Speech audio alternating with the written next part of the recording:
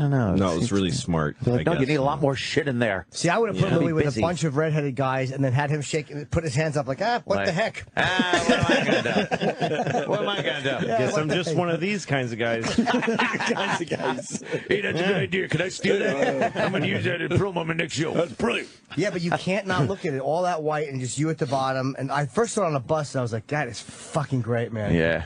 I just hope the special doesn't suck.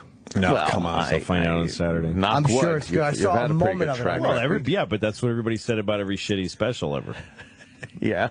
Oh, I'm sure it's great. It's got to be good. It could easily suck. It's totally possible that it sucks. Well, the managers or friends have never said that about a special. Like, I shot a special. Yeah, it's probably shitty. Your friends never say that. Jimmy just filmed his in Boston. We went up there for that. How did it go? It went really well. Somerville Theater? Yep. You actually made me feel better because I was so panicky about the fucking lack of smoke. And I asked Louis, because that's what they do to get, like, lighting a certain way. And I'm like, dude, I can't use smoke. And he's like, well, I've never used it. It's so much Never used it once. And that actually is the only thing that made me feel better. I meant to write you and tell you that. The only thing that made me feel better about it was him saying... Well, that's because the people that are into the photography of those things, they fill the room with smoke so that it has more atmosphere, and it's a giant waste of money. It's stupid. And you don't the look it gives doesn't mean anything, Doesn't mean anything. I never did it. I've done 5 of these now. Never did it. Well, Nicolas Cage gave you some advice, too, about the smoke, didn't he? Oof. No. I don't know that part of our business. He just blew me off completely. He was on a plane sitting right next to Nicolas Cage. Yeah. Trying. And you asked him if you should use a smoke machine? Yes. I was just saying. Here's what that was. Louis fucking laughing his balls off. Jimmy's dumb question. Believe me, I would have had more respect for myself if I asked Muhammad Atta that on a flight. You got to give him the short. You got to give him the short version of the whole story because it's amazing. I know it. I already know it. Oh, you do? Okay. Hey, I'm a big fan. Thank you. No, you're really great. Yeah, thanks. It's nice. Okay. I'm a comic. I don't know. Yeah, no, I guess so. Yeah, I think I kind of know who you are. Yeah, listen, can I ask you a question? Well, yeah, I guess so. And then he finally has to take off the headphones, Nicolas Cage, and face you. Exactly. Now he has to take off the headphones and face you. Yeah, okay, go ahead. I'm doing a stand-up special. I'm not sure what that is, but go ahead. Should I use a smoke machine? I don't know why you're... It's not... I'm an actor. Louis was on the plane. I don't know why you would ask me No, that. Louis just made Nicolas Cage like me a lot more than he actually did. Exactly. I wish that was the story. He actually would have acknowledged me. Wow. It was just humiliating. Why did you ask me? Because I'm a small man trying to make a connection with a movie star. He was trying his best to get into a conversation. And before he said anything, and there were like 3 or 4 or maybe even 5 attempts at this conversation cross country. And before each attempt, Jimmy would play out the scenario, and it would always end with Nicolas Cage going, yeah, here's my number. Get in touch with me. Yeah. And it always ended with just, Huh? It was a fucking 5-hour humiliation / validation of what I already know. It was truly And you were terrible. just trying to get a picture, and you didn't get the picture. No, I got an autograph, but he finally gave him an autograph. But you shot in the. I saw a clip on HBO shows like what's coming up, and they it looked amazing because you shot it in the round in this Celebrity Theater. In Phoenix. The Phoenix. You went in the round. Yeah, Carlin shot a special in there in '77. Oh yeah, and it's beautiful, and the room is exactly the same. It's never changed. Really? Yeah. So it was about 2,800 seats or something, which is just what I've been doing. Right. And also, I'm just sick of this same thing of like, there's the guy with the curtain or whatever fake set, and then you kind of come around awkwardly behind him and you see the crowd in the distance. And I don't like lighting the crowd. So this way they're all around. They're just all around you. And the crowd is a backdrop. Like everywhere you see people fuzzy in the background. Just a fuzzy kind of. It's like a cartoon when they show an audience in a cartoon. It's just smoshy. Fuzzy colors. But how did you feel on stage in the round? Isn't it? I loved it. I did. Is it vulnerable though a little bit, or it's just totally different. I did it. In Hyannis, they have the Melody tent. Right. I've done the round a few times a year for the last few years. To it, I guess. And then it's totally different. It's a thing where the audience, you're always facing somebody, and you walk in a circle. It's more natural in life to make spirals and circles than straight lines. Yeah. So if you just give into it that way, it's really cool.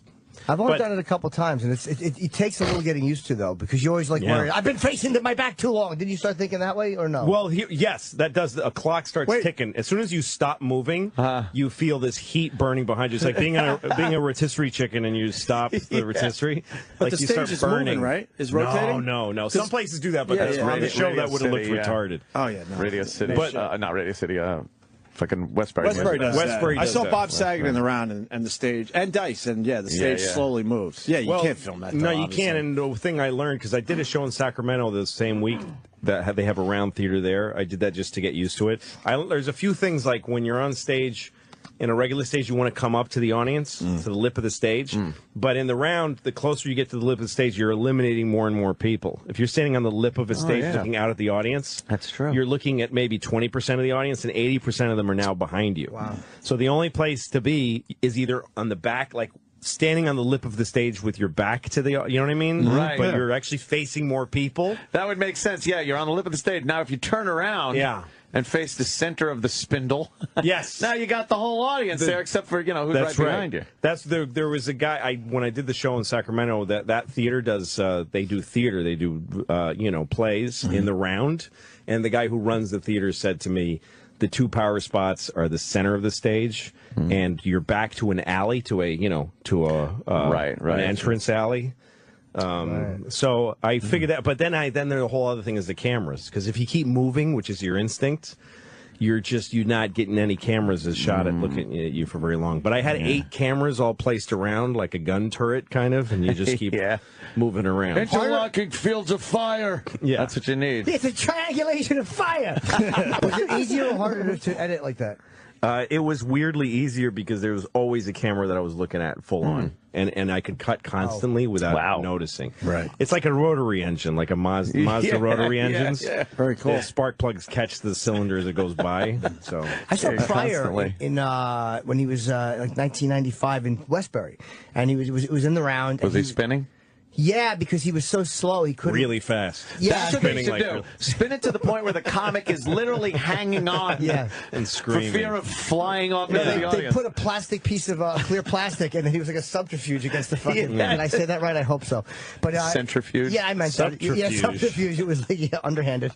Yeah. Cunt I am. So Nicolas Cage, did I use the right word? But he had cards on the floor. And it was kind of hard to see because he couldn't remember. So he had all these cards. And he was kind of spinning slowly. It was really sad to see. In the fucking What year was that? 95, 96. Yeah, maybe earlier. 94. Yeah, that's pretty. Subterfuge. Drugs. What about the old TV show there, Louis? Yeah. When come back in.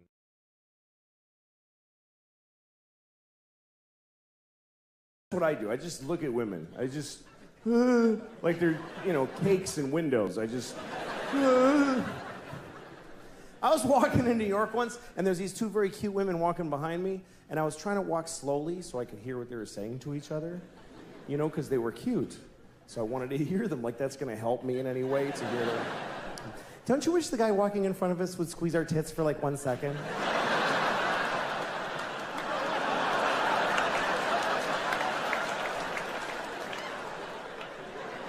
Okay.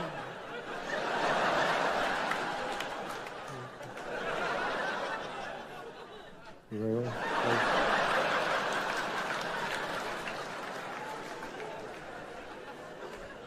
It's really a flaw in men that we would all do that. If you're a woman, you could ask any guy on planet Earth, can you squeeze my tit for 1 second? And 100% of us will go, oh yes, of course. That doesn't matter. I could be doing open heart surgery. Oh yeah, okay. Oh, don't worry, he's not your tits, don't worry about it. I don't know why we love tits so much. Some people say it's because we breastfeed, but so do women. Or, baby women.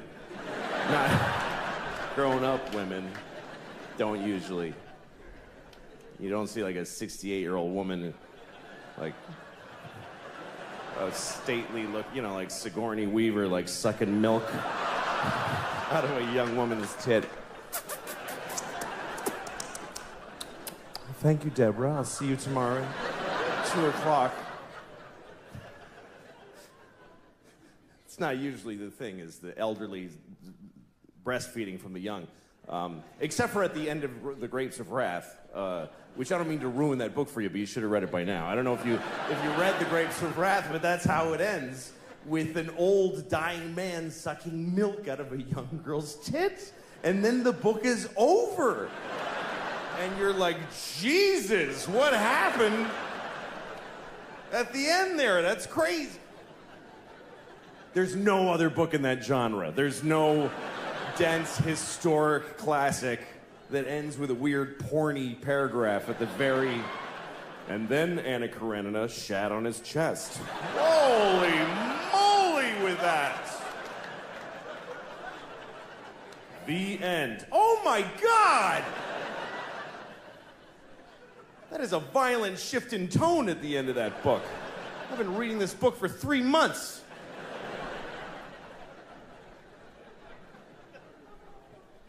But we do, we love tits. A few days ago, I was leaving a restaurant with my youngest daughter, and I was holding her hand, and I was texting with this hand. Yeah, I'm that guy.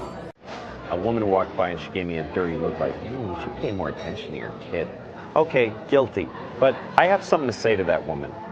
This is why I'm able to spend time with my kids when I should be at work.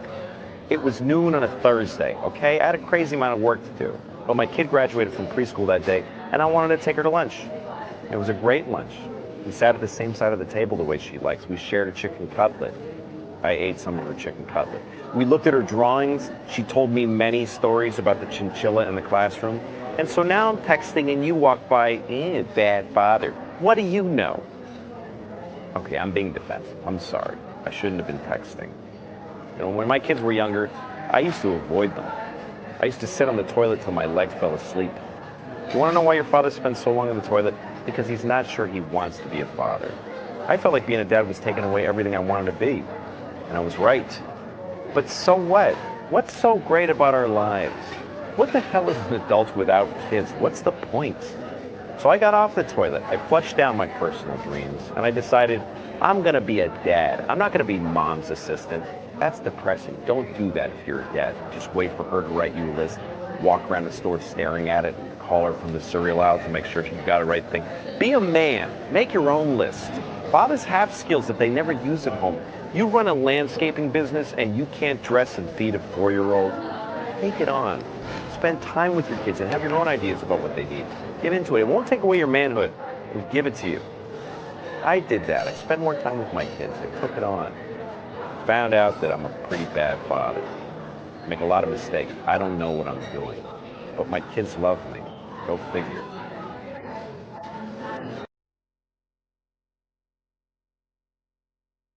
All right. Hey, moving on. Louis got a couple daughters there. He's an incredible father. Oh. And, you know, you don't like people to know that? What? No, I was just an incredible father. No, thank you. You really are. Throwing back by what he's saying is you're not a credible father. You're an incredible father. I'll tell you why I know that you're an incredible father. Why? Because in the middle of doing some great radio with us, you'll stop everything and make 1 million people wait so you can answer your daughter's question in the background. Sure. It has happened on many occasions. Instead of saying, shut up, daddy's killing, I'll get to you in a minute. Sure. You stop the whole process to make sure she's okay. Yeah, because she doesn't care. I'm on the radio. Right. No. She needs to know if... The other day, I was walking with my daughter, the 6-year-old, and we had just come from this school picnic she had, and we were there with her sister and her mom, who I'm now divorced from. But we were all there together. And then we were walking away, and she stopped and looked kind of somber and said, Daddy, can I ask you a question? And I thought, oh, wow, this is going to be heavy. Heavy stuff. Like, she's deep in thought. She looks really serious. Yeah. And I actually got on a knee, and I said, of course you can ask me a question. And she said, how many seconds an hour? And I said, oh, well, honey, your mother doesn't love you. Oh, Jesus Christ. Now you say you're divorced. It's all No, we're separated. You're going through the thing. I just like saying divorced. It feels good. I mean, we just haven't done it. Get used to it. Yeah, we haven't set a date yet. But, looking forward to it. It is exactly the same as getting married on the other end. It's on the tail end of it. Yeah, that, like when you're getting married, when you truly love each other, you're like, well, we'll have the wedding at some point. Like we don't really care. We're like engaged couples that kind of don't get around to it for a while. Mm-hmm. It's we hate each other, but at some point we'll put it on paper. We're gonna have a small divorce. Just go to City Hall. Yeah, just the two of us. Don't want a lot of people being involved. Yeah. Do you think this is going to be a messy divorce? No, I don't think, because we're doing it together. And anybody who's the only reason I say this on the air, because I think it's important, if you get divorced with kids, you should do it with a mediator. If you get two lawyers, the lawyers want you to fight to the maximum level. Of course they do. So they'll tell you. That's smart. Because there's nothing in it for the lawyers if it's solved right away. No. The longer it goes, they get their it's the worst piece of the action. It's the worst possible way, because when you have kids, if you're divorced and you have kids, you're still combined you're still a family. Yeah, you have now this permanent attachment to this woman forever, no matter what. Forever. She will always be the third most important person in my life, even if I get remarried. I am so glad I didn't have kids. Yeah, no, I am so glad I never have. I just ship off checks, and even that will end. Yeah, and if we had two lawyers, they would both tell us the most contentious version of our rights, so that we would fight each other, and then and also it's. Wait, Lou, how does a mediator get paid? How do you guys pay a mediator as opposed to a lawyer getting a percentage? How does a mediator? We pay him per the hour. We go every week to this guy. And we talk together? Yeah. And how is that? And they kind of divvy stuff up. Well, and we talk about our schedule with the kids. There's a lot of there's an ongoing process of raising the kids. But are you looking together. at each other like I hate you, or is it like very? Well, I don't. There's times in mediation I don't hate her, and actually we've grown to be pretty. We get along better now for sure. I don't hate her. Never have. But when I'm in mediation, I mostly talk to him. Like I've actually gone through whole sessions where I don't. She could have been wearing a Nixon mask, and I wouldn't have known. Yeah. I'd be sitting there. I would have never gone, whoa, hey, that's weird. Why'd you do that? But, lawyers will just rip you to pieces, make you hate the other person. Yeah, and also it doesn't make sense financially, because there's a bunch of things that, there's going to be some formula of how much am I paying in child support and how much am I paying in alimony and how much of it is this enhanced earnings thing. Oh. And those three are different tax rates and stuff. So it's better for the family in general if I boost, I don't know which one is less taxes. Yeah. But if it was lawyers, they would just try to get these maximum amounts for her, and it wouldn't make sense. You know what I mean? So we can actually, we all got to live together. So we're doing it with this guy, and we make all the agreements for the divorce together, but then it's written as a contract and it's binding by law. My divorce trial lasted. Court, we can force each other to do it. Once we've agreed to it, it's exactly like a divorce settlement. It's the same thing, but we just did it jointly. Is the mediator a lawyer? He's he's a guy who's part therapist, part lawyer. Part a bunch of things. He just knows everything. Jack of all trades, master of none. Right. More people are doing it your way too. They're seeing the only way to do it. The way to go. It's the only way Anthony, to do it. My actual divorce trial lasted probably 20 minutes before I just sat down. I was in the stand, and I'm being questioned, and I just said, no, stop this. I'm going to settle. Right. I'm just going to walk into a room with the ex, sit her down, no lawyer in there, no nothing, and go, okay. What do you want? We got to settle this because I can't go through this. It's awful. It's horrid. And you do wind up really legitimately hating the person. Oh, definitely. No, it's the worst thing in the world. Ugh. Because you couldn't possibly feel more anger towards anybody than an ex-spouse. No. There's nobody you could that is the worst person on the planet. And being filtered through a lawyer. Oh, yeah. Like that. And no one can take more from you than someone who you were supposed to share everything with for the rest of your life. Oh. and who now you're not going to. I was driving home so many times where I was just... it was all consuming. Mm-hmm. Where I'd be driving home with anger. Yeah. Just anger and just wishing awful, horrible things. Yeah. It's terrible. No, it is terrible. And the guy told us, the mediator's helped me a lot. In one sense, he's given me perspective on the thing. Because, like, one time we were talking about some issue, and I'm telling him, really, like, I feel like I'm saying something really dramatic right now. This is like something I'm opening up and saying that I haven't said in 15 years with her.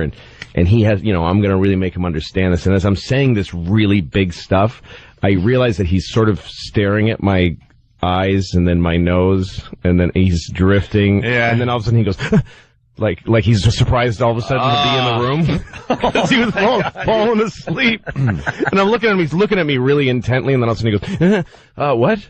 And I realize that he's been falling asleep while I'm talking. Because I'm boring. And we're boring. The whole thing is boring and common and he's stupid. Heard it all. He's heard it all. He's seen it all. Yeah. And also, who cares? Like, I think it's this big thing I'm going through. Who cares? Yeah. Just another couple breaking up. Shut up. That's what the same thing I thought about the trial. Like, I'm thinking, I'm talking to my lawyer and I'm going, I got this. I was thinking about this all night. What if this and strategy? And it's like, no. You don't seem to understand. This is a formula thing. No. This is a math problem. This has nothing to do with you. No one's going to barge into the courtroom and say, Your Honor, I have evidence that's going to. It's this and this, and they take a little slide rule and they do that, and that's what happens. No, it's just America taking another dump in the love statistics. Yeah, that's it. You're a stat. Congrats. Congrats, statistic. High statistic. How are you? High 70%. Yeah. Is it up to 70 now? I think it's about that. We really got to hit that 100% mark where nothing ever works out. I remember when it was like 50 or 60. Now they're saying I think 70? I might be saying that. Wow. The divorce rate? I might be making it up. Don't get excited. Wow. That's pretty high. She's still saying wow. I'm admitting it doesn't matter. You said it. Now it's out there. You just threw it through this microphone. It went out the airwaves, and now it's fact. Find that stat there, Stone Brain. This is what my ex-wife. How nice does that sound? That's what it was like with her. That she'd get mad at me because she'd assume I did something. Yeah. She'd go like, "You didn't call the pediatrician, did you?" Like, she would never ask me, "Hey, did you call the pediatrician?" She goes, "You didn't call him, did you?" Didn't call, and then I'd go, "Yeah, I called him. I went, he gave me a script. I went and got him, and the kid's on this stuff already, and we're set to go." And she'd go, "Oh, okay, because I thought, you know what? I thought you're not going to do it, and I have to do everything." And she'd yell at me anyway. Like, wait, no, I did it. But I did do it. Yeah, but you never do, though. But I did, though. But I did, though. So you can't. But you're still so that's what this guy does. That's what Mayor Menino does. I would make a conscious effort to do certain things that I was told I didn't do.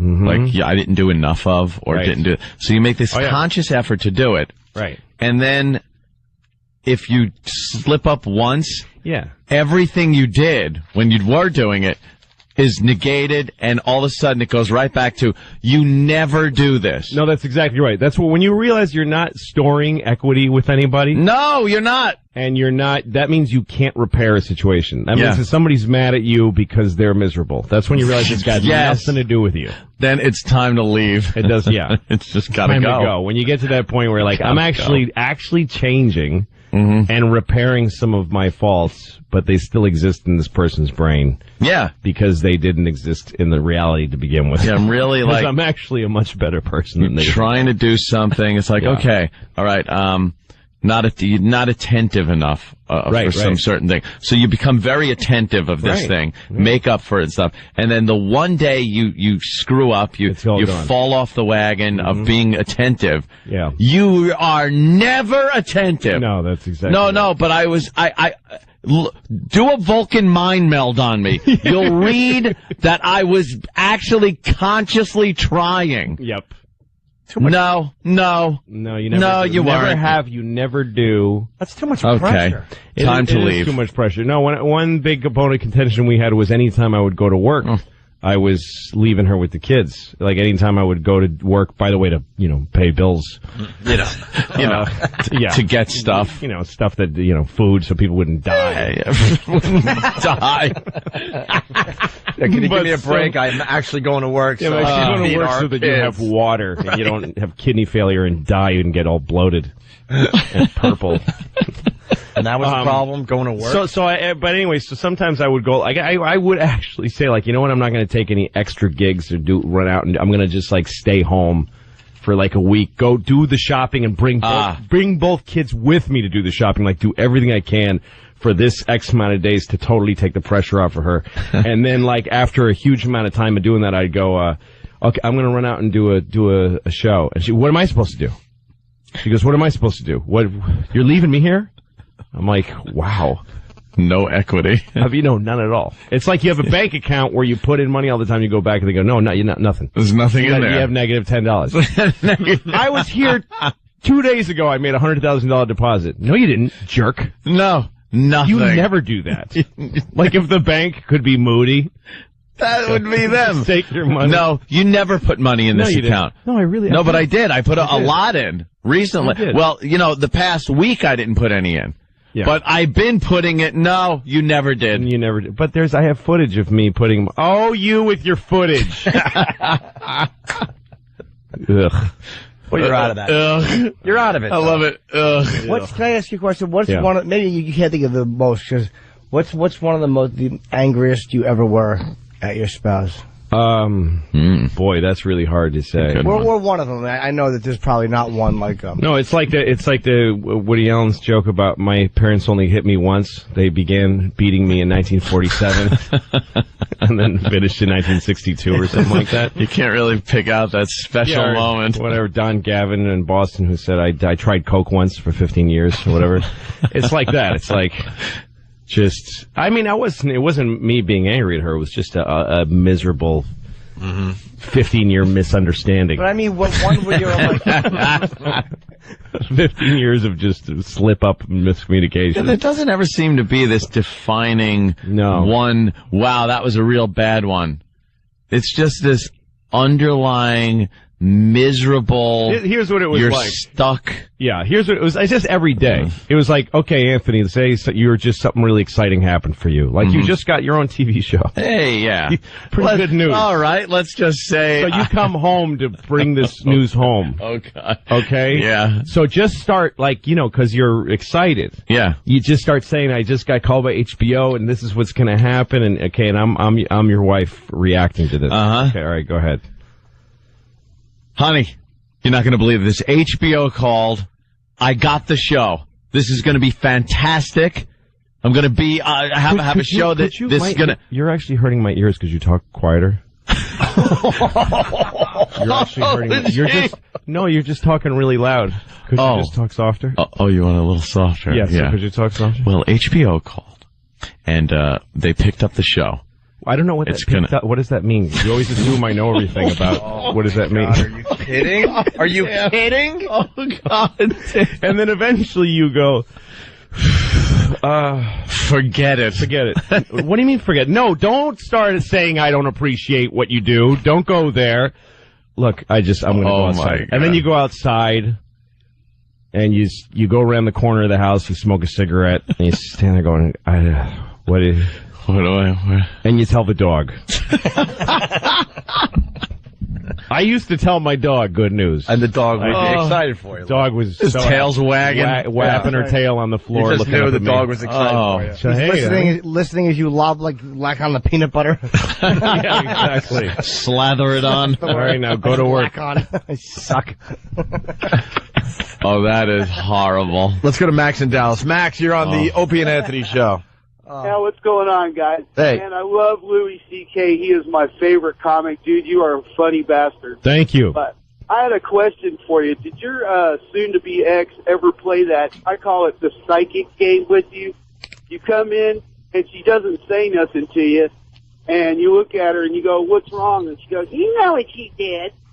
Psychic game. I don't know what I did. Why don't you tell me what I did? Yeah, and then I always used to say, well, you know what? Whatever it is I did, I hope I do it again 10 more times just to piss you off. It sounds like you might be part of the problem, sir. Yeah, perhaps. What can I say? I don't know. This is all softball stuff to me. This is all the usual. Yeah. This is all that's surmountable. Yeah. That's dealable withable. Well, let's go to Brooklyn. Tony's got something. Tony, what do you got? Louis C.K., you get the props of the day because you are right on the money. There is no equity bank for your feelings, and whatever you think you're going to do right, you're never going to be right. You are the man, buddy. Thank you, pal. All right. Punch it out. Hey, we got to go. The thing I started doing is just always bring the kid with you. Always, I'll take him, and then the mom is like, fuck, great. Because your kid is great company. They're great. They're really fun to be with. If you go out, I used to love going out shopping for 50 things as long as I had my daughter with me. She's just somebody to talk to. Right. And you see the world through their eyes. Yeah, you get to show your kid like I used to go to the supermarket, which I used to hate doing. Yeah. But I'm like, I take a watermelon off the shelf and put it in her lap. Look at this. It's a fucking watermelon. You never seen one of those before, have you? And she's got this green. She's never seen I handed her first watermelon and watched her look at it and go, Jesus. That's amazing. And she just held it in her lap. I always Travis laughing his ass off, too, because Travis is a new dad. We're relatively new, 2-year-old. 2-year-old. Yeah, that's right. So Travis gets this, too. I always gave my daughter access to the real world. I don't believe in, toys are shit. Toys are like fake things. So, but a watermelon is like, holy shit, that's a watermelon. Or just give her your computer. Just here, take this. Just give her fucking movie cameras and shit to just hold. And, see, whenever I see kids doing that, all I can think of is they're going to break it. They're going to fuck it up. They might. I might break it. I think that's true. I don't take care of my shit anyway. Following your logic, like you don't have a connection to the kids, so it's hard to explain. Right. Like you just see like other people's kids, and you're like, why would you do that? But as soon as your son is born, your life changes fucking instantly. Yeah. And it's hard to explain to anyone. And then maybe some of the stuff you miss, like we used to go down to the Caribbean every year. This year we didn't go. Yeah. I miss it, yes. But like Louis says, it's sort of pushed down though. I'm not craving it like, fuck, I can't believe we didn't go this year. It's okay. Yeah. And it's just okay. See, that was my point. Like, that's okay. Yeah, but we're going to go next year, and I'm going to bring the kid, and I know we're going to have a great time. Everything they do that fucks with you is positive in the end. Like my kids, when they'd wake me up at 6, and I went to sleep at 3 because I'm a night person. Well, they wake me up, and the feeling in my brain would hurt a lot. Like, I don't want to fucking be up right now. Yeah. But within 10 minutes, we're talking. I'm talking to them. And they're in the morning, they got a good attitude in the morning. I've got one eye open, and I'm going, yeah, what? Daddy, I had a dream. Okay, what? And I'm just listening to it. And then I'm like, wow, you had that dream? That is, then you're getting into conversation with your kid, and they're nice to you. I mean, some people have a contrary relationship with their kids. Yeah. And they are always, Dad! Like those kind of kids. Yeah. Fucking, I would tap right out of that life. I'd fucking dye my hair and get the fuck out. I wouldn't be able to do it. Yeah. Both of my girls and I have really good and the little one and I, we fight sometimes and it's contentious, but never feels like a bad. It's fun. Yeah. It's also when your kid is being an asshole, it feels good to know you're there to correct it and to say, nah, you're not. Like when I lock horns with my daughter, she wants something and I'm not going to give it to her and she's crying, I feel great. Really? Yeah. I feel great that I'm there showing her, you don't get to have it. And why? There's not a good reason. You just don't. You just don't because I said so. You just don't. And there's no embarrassment in public places with temper tantrums and stuff. Couldn't care less. No, couldn't care less. Yeah, I don't think I'm going to the world out either. You don't care because I hate that. I look around and when kids are being like loud and stuff, I don't mind. I do mind all the time. But there are certain places I understand. Like, all right, I'm in a mall. There's a kid, he doesn't want to be here. He's going to be yelling and screaming. I could get away from the situation. But there are other places, movie theaters, things where I'm like, shut that fucking kid up or take him the fuck out of the movie. You're missing the movie. Take your kid out, pick him up, go out to the lobby and fix that problem. Well, but the kid is the same. I mean, the kid, I always, though, also remember that your kid is a citizen of the country, too. Your kid has rights. Like, I go crazy when people, like, fucking knee my kid in the face because they're not looking. Holy shit! They don't give. A lot of people don't give a shit, and it's like my kid has fucking rights. So to me, it's like the kid who's yelling in a movie theater is no different than the fucking dirty Hispanics you were talking about. Yeah. It's the same thing. They're just being loud assholes. The kid is. Yeah. Don't you think you could avoid some of that stuff by raising them properly, though? I know you're not going to be perfect, but yeah, I don't think my kid's going to be acting up in. No, my kids wouldn't do that. Yeah. You can tell when you look at the parent that they're weak. Yes, and that they don't do it at home. They don't try. They get underwater with it. They're allowing too much. Yeah, not too much. No, my kids don't. They don't make a scene. They generally don't. Yeah, and if they and also the other thing is people get too bent on getting through their day the way they planned it.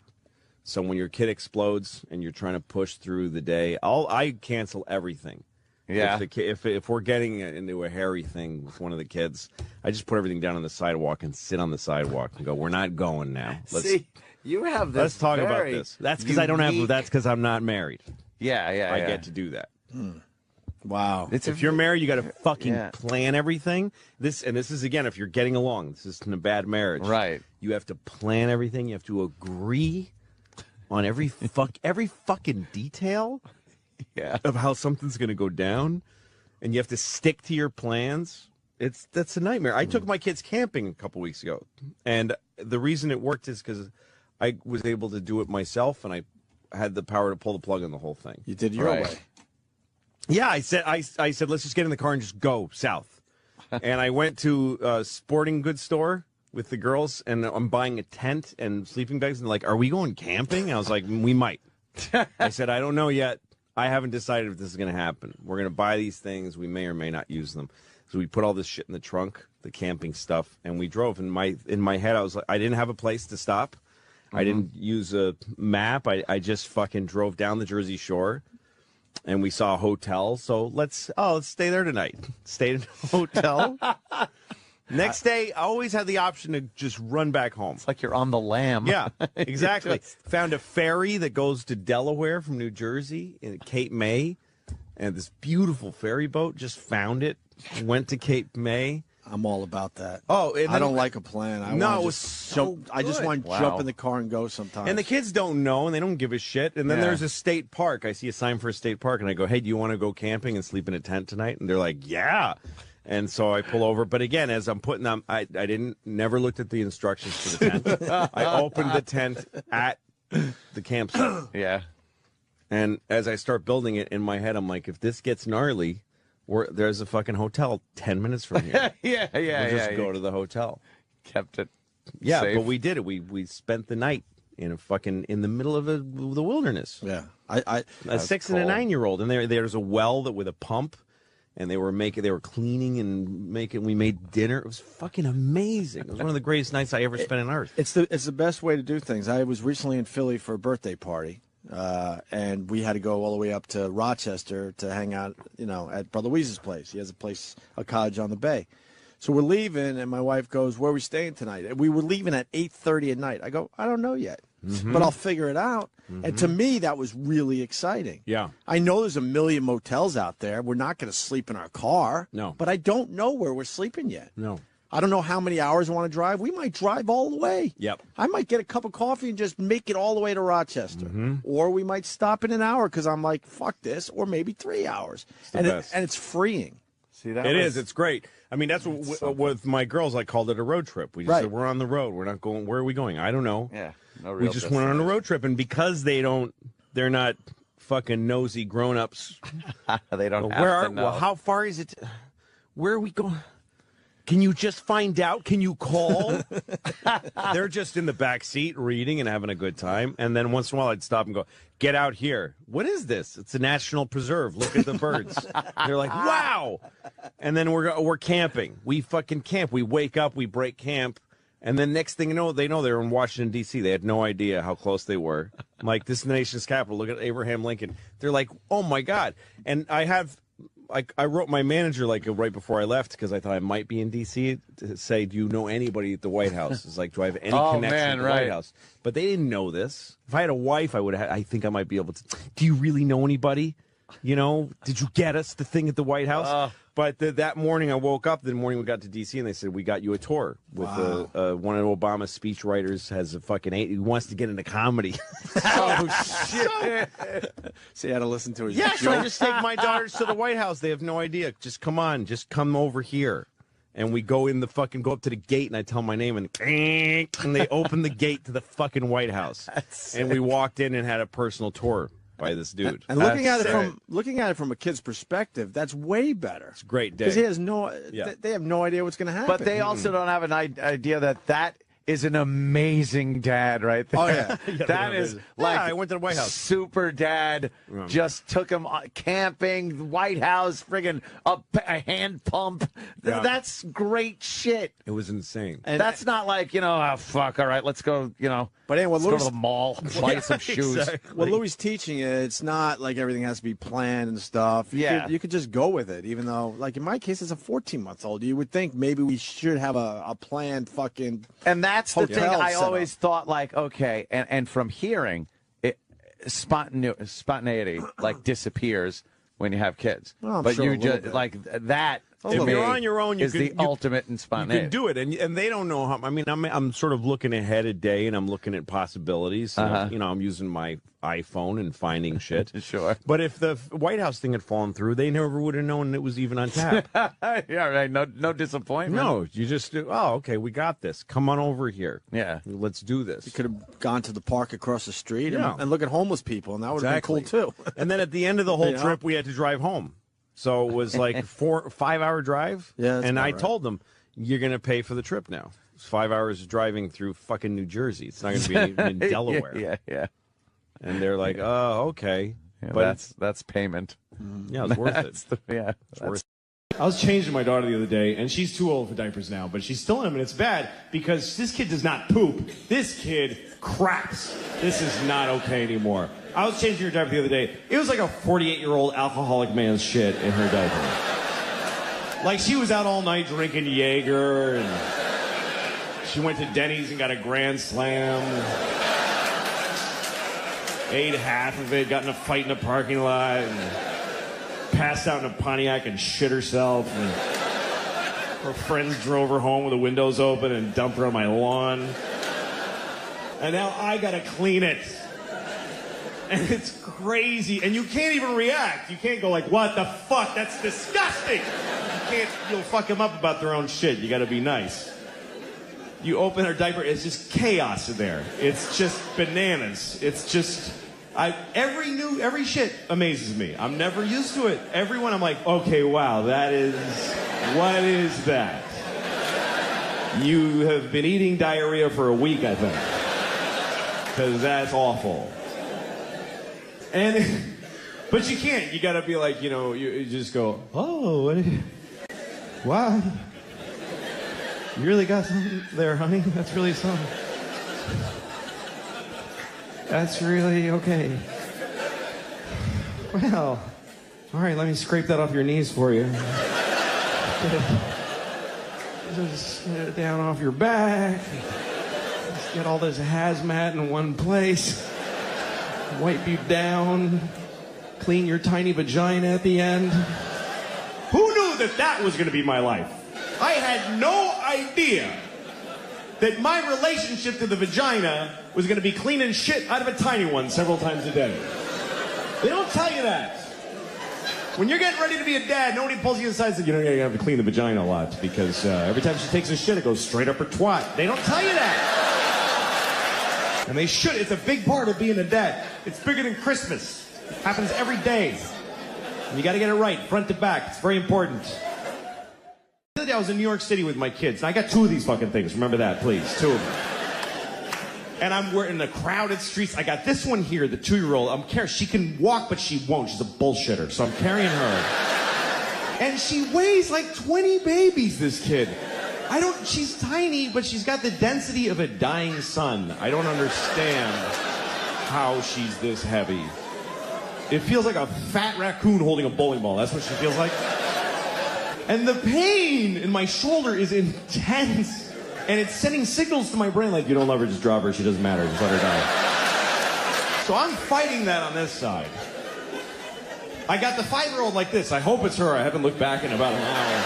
I'm just dragging somebody tiny just through many stranger thighs.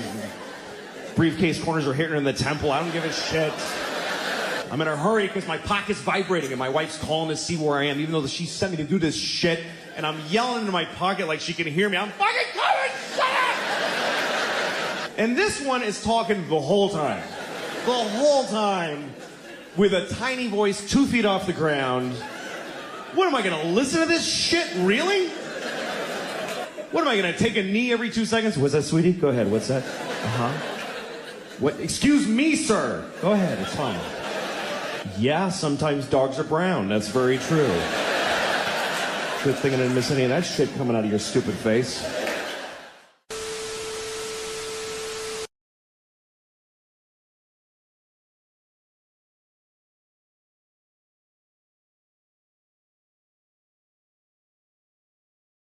Talking about the dominatrix, that's terrific. Are you blowing up someone's spot by mentioning the person? Name, I won't say his name, but my friend's wife was a dominatrix, and she used to have Hasidic Jews as clients a lot, and they'd be very. Oh, hold on, your friend. Yeah.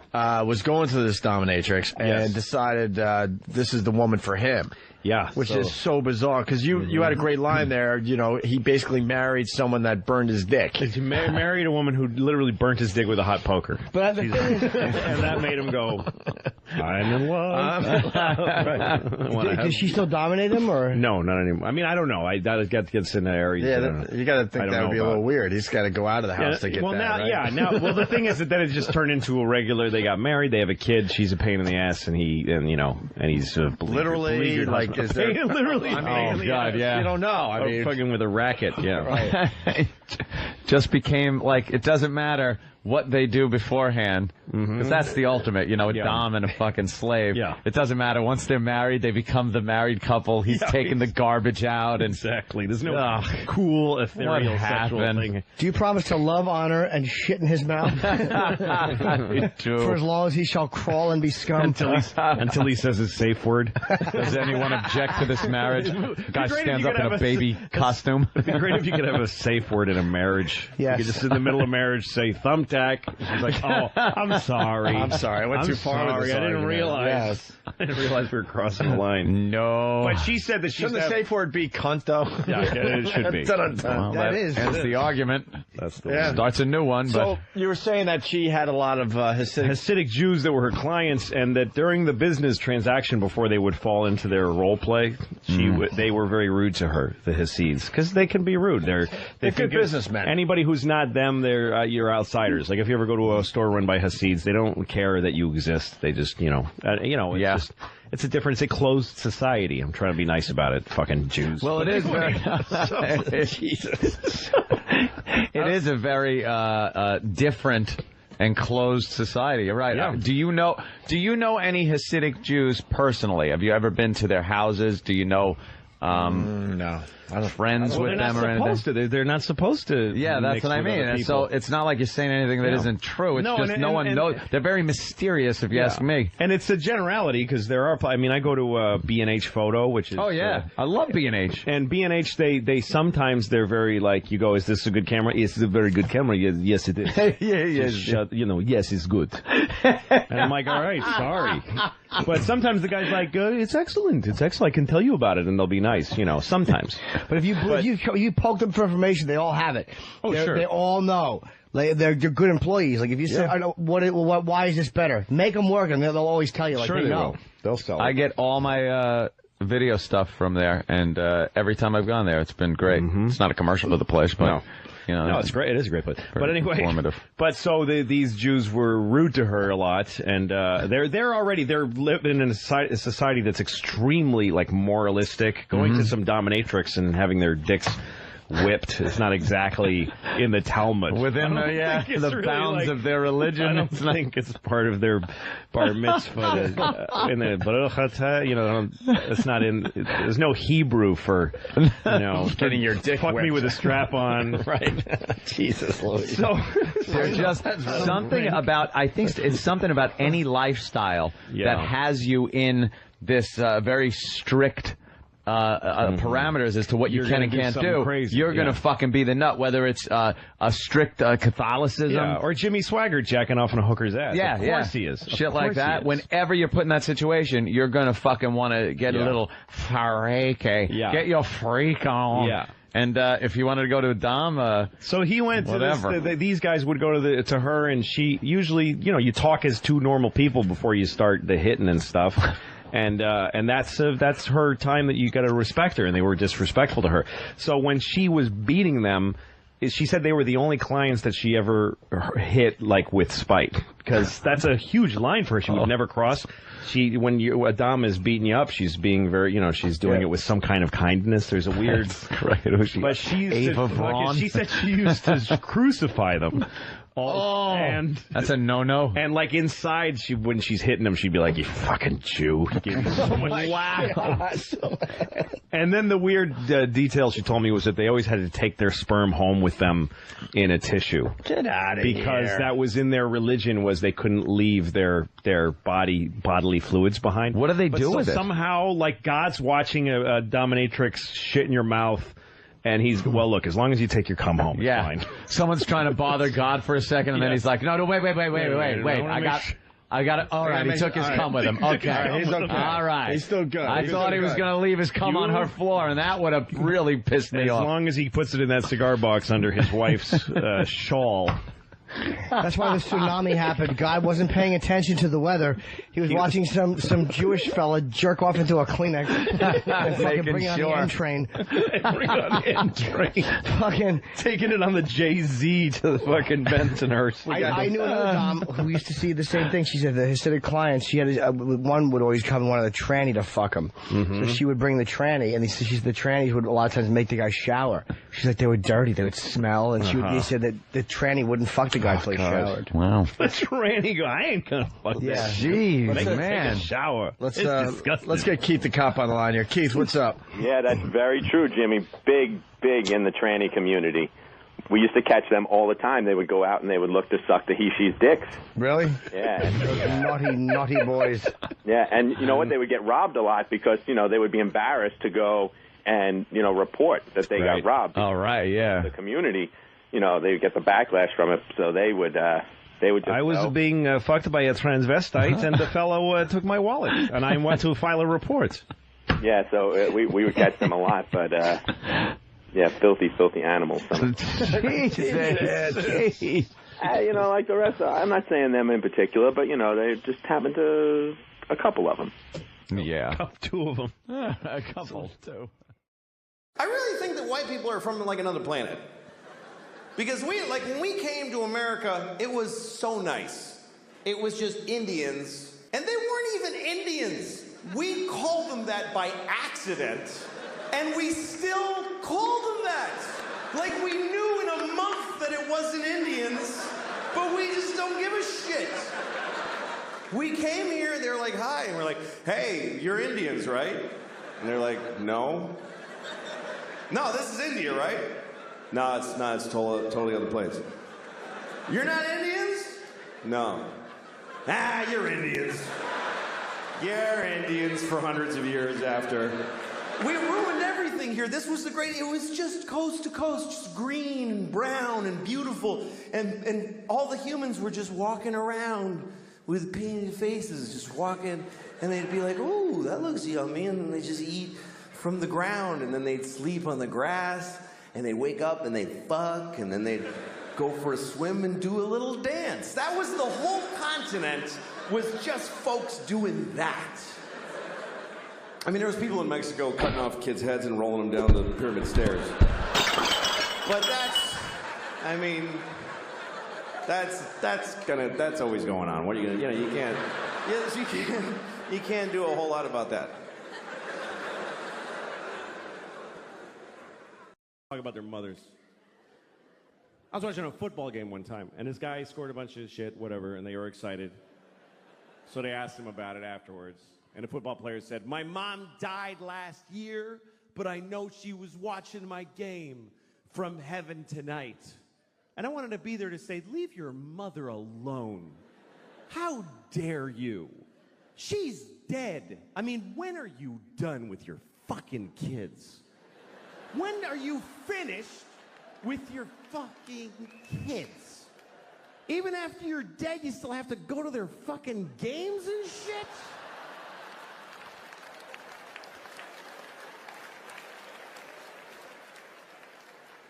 Leave your mother alone. She did her job. She raised you and it killed her. I mean, let her enjoy heaven. Don't you want your mother to enjoy heaven? Isn't that what you want your mom to be, just in heaven? Whee! This poor woman, the angels are like, we're having an angel party. You want to come with us? I can't. I got to watch my son's games. He'll be very upset. Okay, good. He can't fucking hear me. When people die, it means they did their jobs, and you should forget them. That's what I think. Because it's unfair what we put on dead people. Are you watching over me? Yes, I'm watching all of it.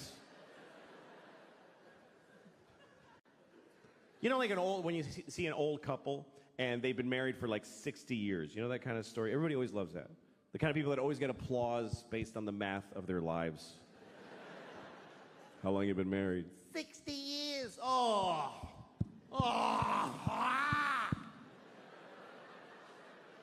Isn't that automatically wonderful? How do you know? You just know how long it's been. For 60 years, every morning he tells me I'm a piece of shit.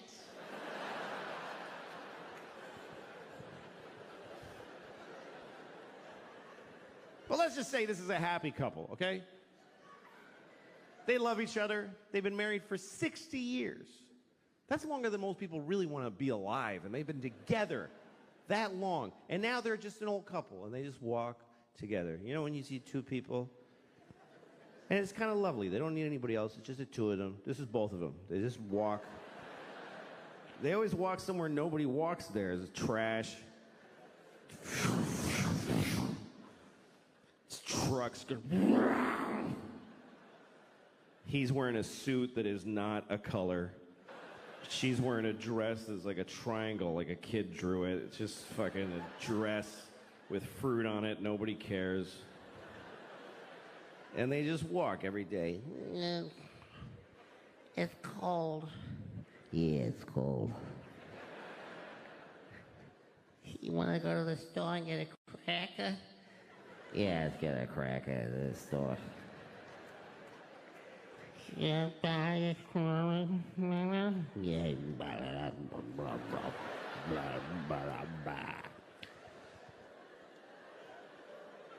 And then one day, usually he dies first.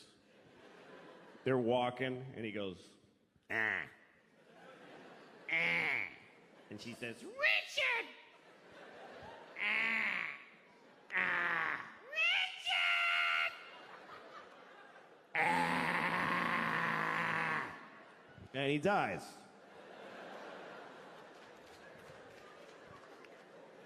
So now it's just her. Just Rose. And she's alone. Now she just stands in their house. Once in a while, somebody goes to get Rose because there's a wedding.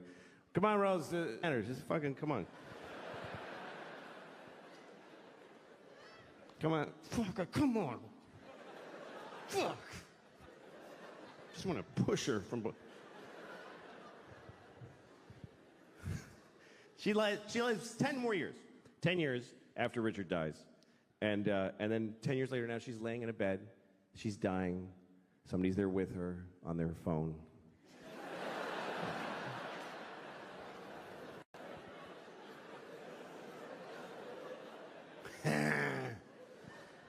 So Rose is dying, and she says, well, at least now I get to be with my Richard forever.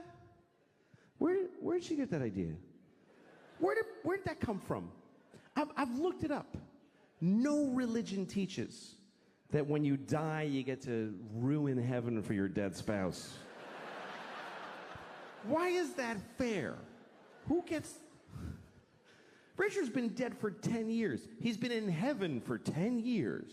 And somebody comes up to him, hey, your wife is coming.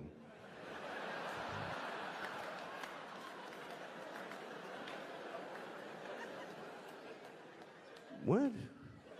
Hey, just now? Yeah, Rose just died. She'll be here in about 20 minutes. They just gotta hose her down and tape the wings on. And then you're gonna be together forever. Wait a minute. Fuck. You said this was heaven. Why is this? I have a girlfriend here now. I don't want to fucking... She's the love of your life. She's not the love of my death, motherfucker.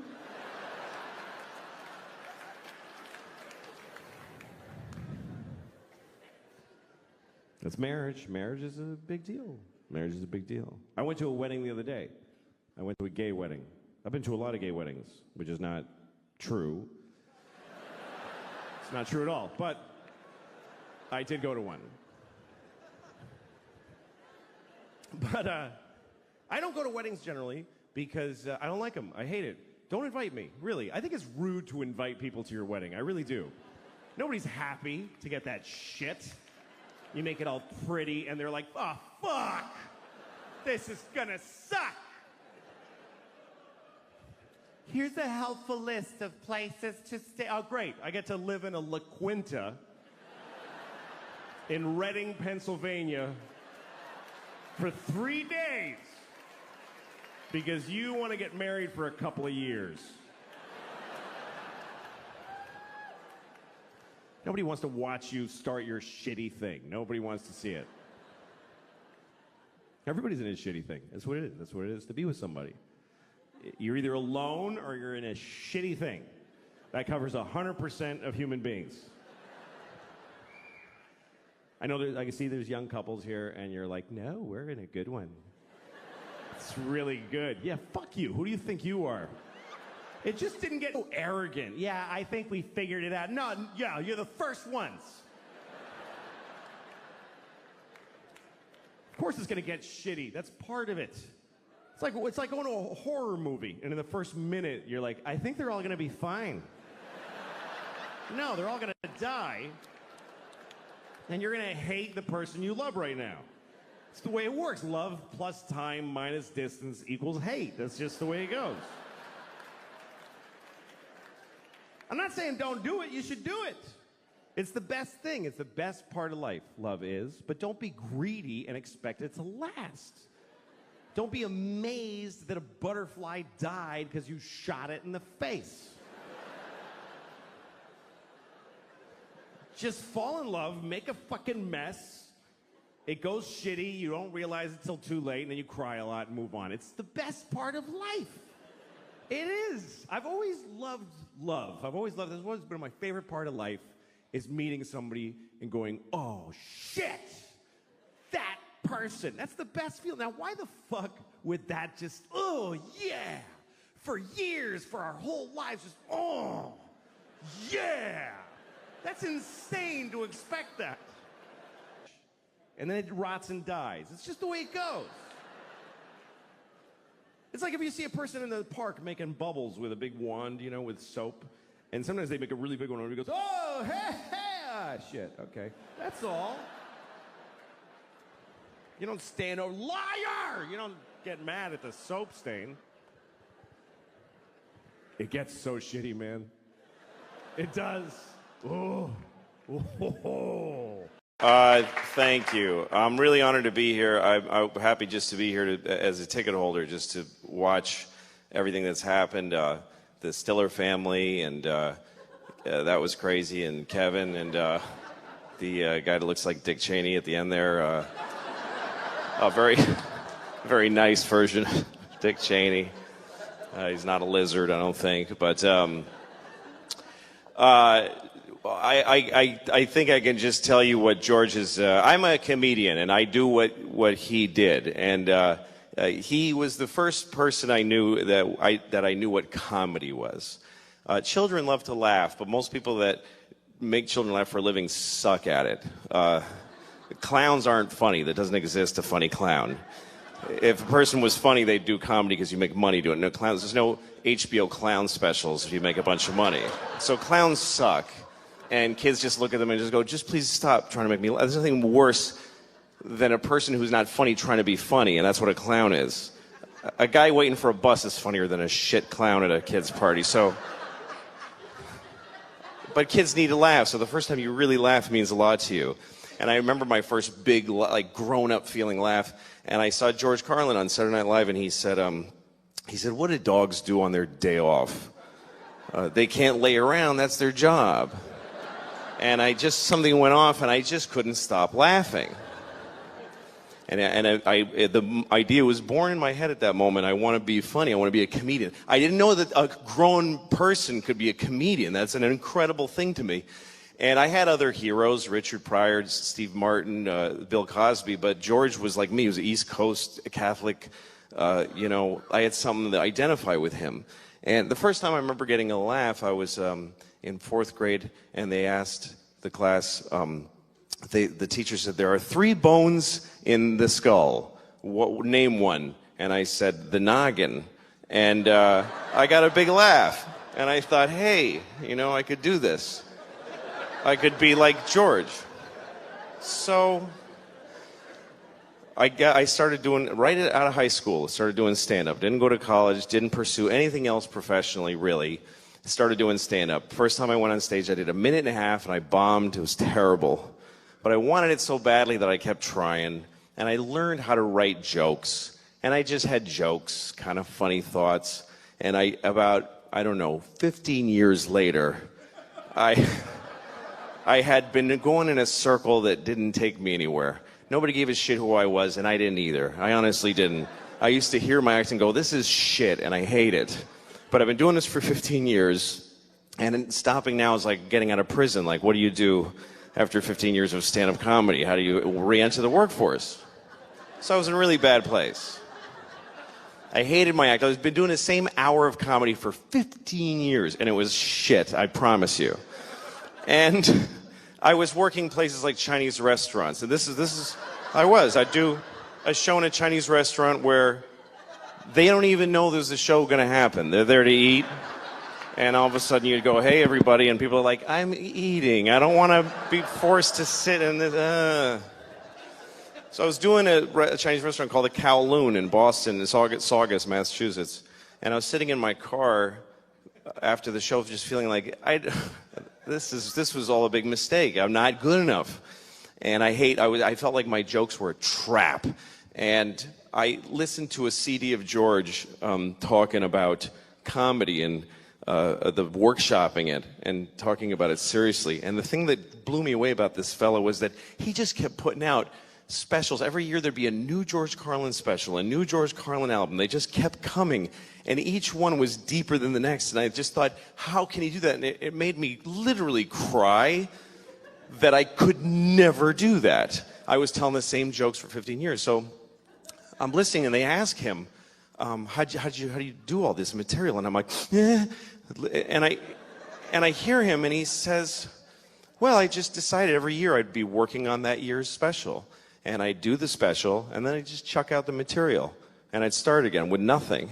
And I thought, that's crazy. How do you throw away? It took me 15 years to build this shitty hour. If I throw it away, I got nothing.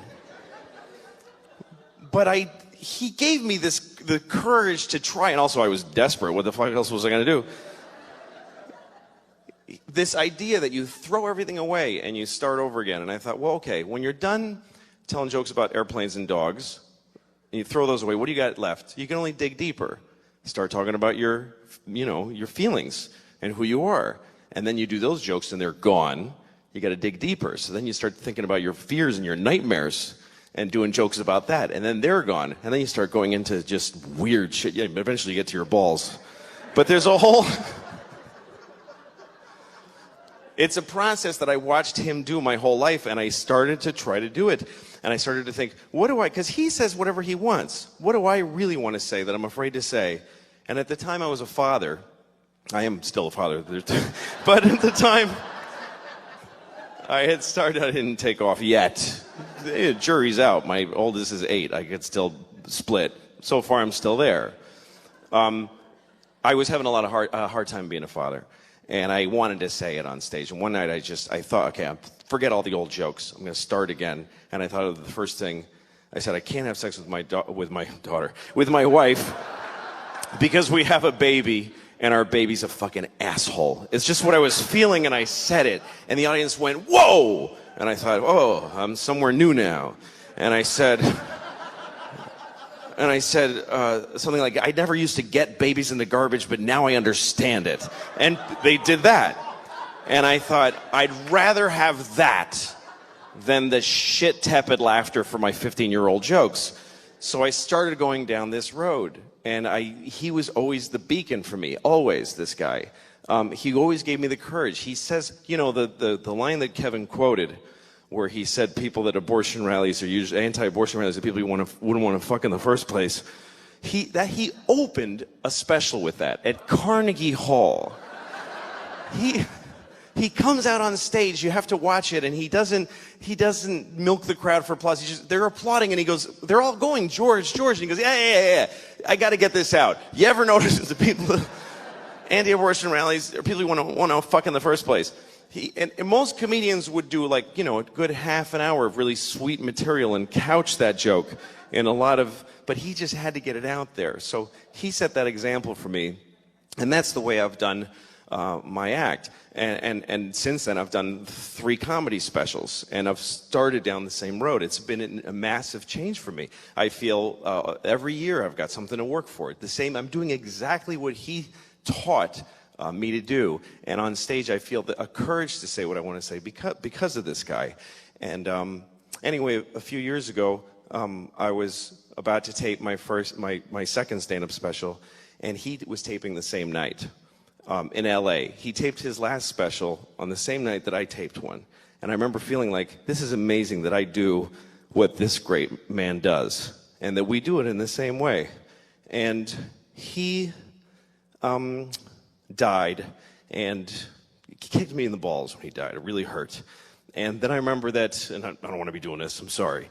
But later I was at a whatever, it doesn't matter. And my phone rang, and it was his daughter, it was Kelly. And I have 2 kids, and they're girls. So I thought, he's got a daughter, and his daughter's calling me. And I know what it means to have a daughter, because I have 2. And she's calling me and asking me to come and say something about what he meant to me. So that was a big moment for me. I'm very proud to do what George did. I know I was supposed to close funny, but I'm not good at doing stuff that isn't my act, so I'm sorry. But he was a great man, and anything that ever happens to me that's good is due to this guy. And I can tell you, because I do what he did, that it was really hard to say the shit that he did, and that it took a lot of courage. It was difficult. So thanks for coming and honoring him, and thanks for having me.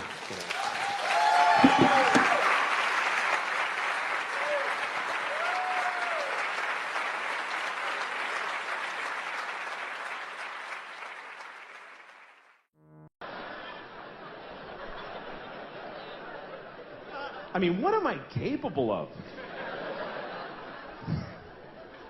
I'd like to think that I'm a nice person, but I don't know, man.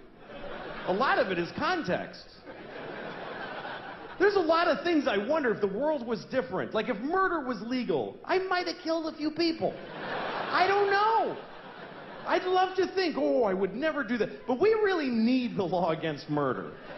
For one simple reason. The law against murder is the #1 thing preventing murder. We'd like to think it's because, like, oh, I would never do that. No, it's because it really sucks getting caught murdering. A lot. If murder was legal, or just a misdemeanor, like you get a thing in the mail, ah, shit, they had a camera there. Oh, well.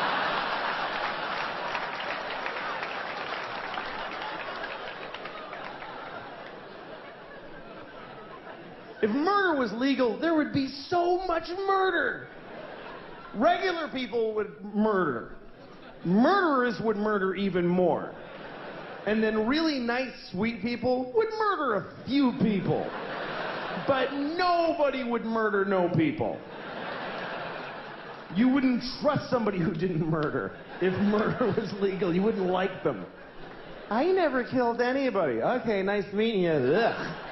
What a creep. I mean, not even a hooker? Live a life. What's wrong with that guy? He's like a Mormon or some shit. I hate those guys. I think he's nice. Shut up, Janet. It would just... If murder was legal, there would be a lot of murder. Children would behave very differently. Because mostly parents would be murdering their own kids. That's mostly what would happen if murder was legal. You'd be, you go to a mall, there'd be like 8 different moms in the mall just, I told you to stop it! You didn't listen to me! You'd be stepping over dead kids. It'd be like a new problem. You have to clean up your kids when you kill them, because it's gross. It's bad for the environment. If you murder your child in a public place, please use one of the red bags that are in the dispensers every 3 feet of America. Put your murdered child in the red bag with a logo of a murdered kid on it. Next to the other logo that tells you not to let your alive kid play with a plastic bag because they might suffocate. In which case you could just leave them in the bag.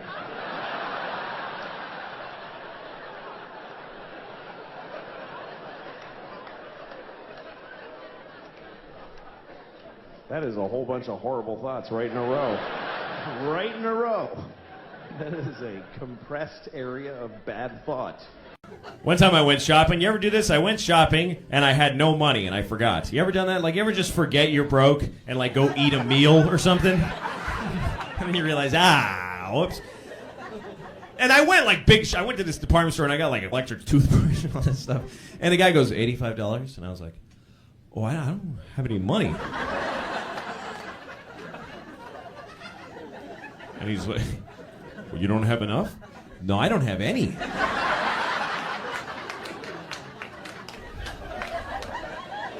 And where do you go from there, really? What's the next step from that?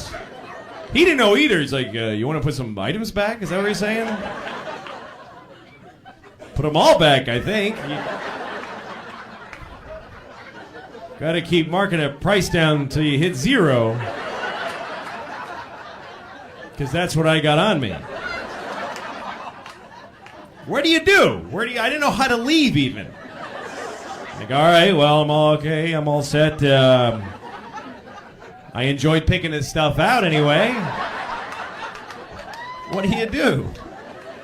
You ever been that embarrassed in front of other people that you think there's no way they're not going to hate you for the rest of their lives?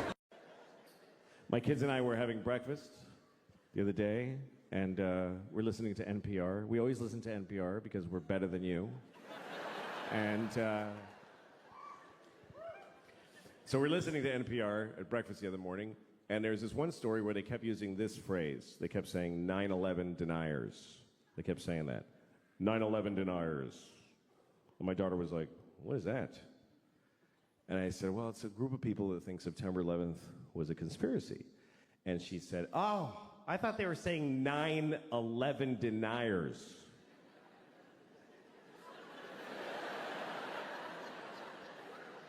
Yeah, she thought they meant 9 people who just ain't buying this 11 bullshit.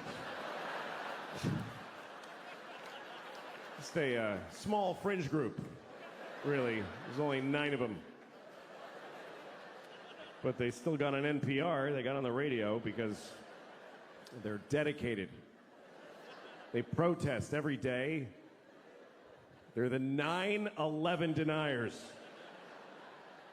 They're outside of the White House. It goes 10, 12, 13. Just know it. We are the 9/11 deniers. We know that 11 is a bullshit number propagated on the people by the man. Why do we have 11 when we have 13 and 14 and 15 and 16, 17, motherfucking 18 and 19, but But we do not have a one team.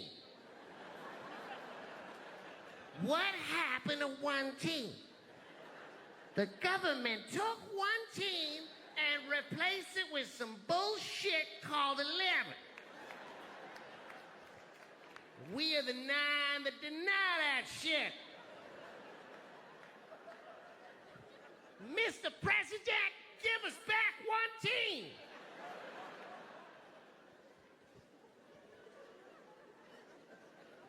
I don't mean to offend any Chinese people with the stereotype, but... That's right, I'm Chinese, motherfuckers. I lived in Shanghai. I'm Chineser than a motherfucker. I'm a chopsticks and whatnot. Ah! All right. I'm sorry. Here's the thing.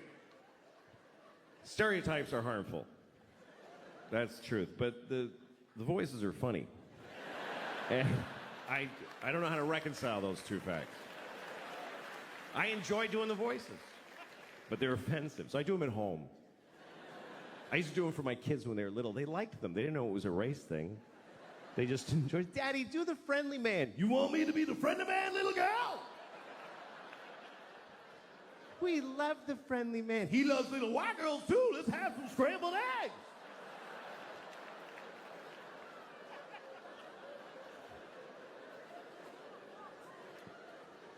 And then they grew up, and I was like, don't talk about the friendly man. Maybe don't talk to your teachers about them.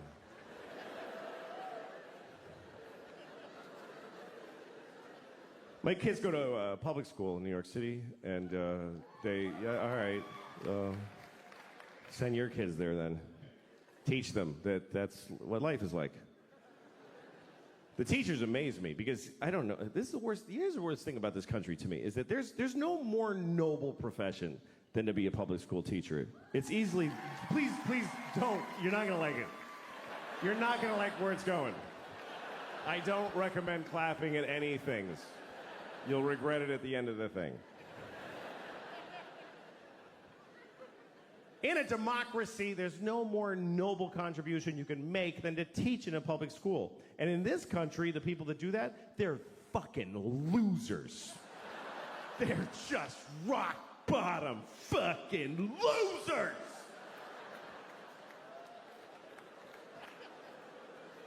And everybody knows it, but they keep doing it. New people are teaching every day, knowing how shitty it is. They show up, they tell them ahead of time, hi, what is this job? And they say, okay, here's what we need you to do. We need you to make children know math. Wow. Do they want to know math? No, they don't want to know it. You need to make them know it against their will while they're exploding sexually and Who are these children? Just whatever kids live near the building.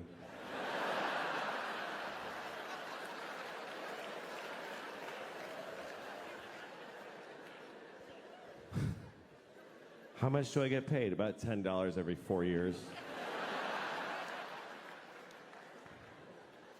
What if I get really good at it? What happens? Nothing. Nothing happens.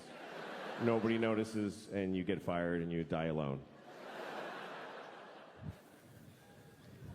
Okay, I'll try it for 25 years.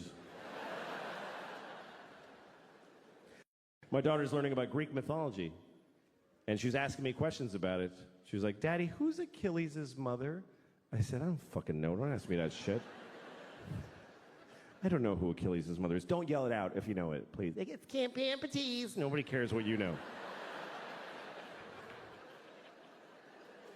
She had a question about Achilles, and it was an interesting question, and I'll tell it to you. But first, the story of Achilles, real quick.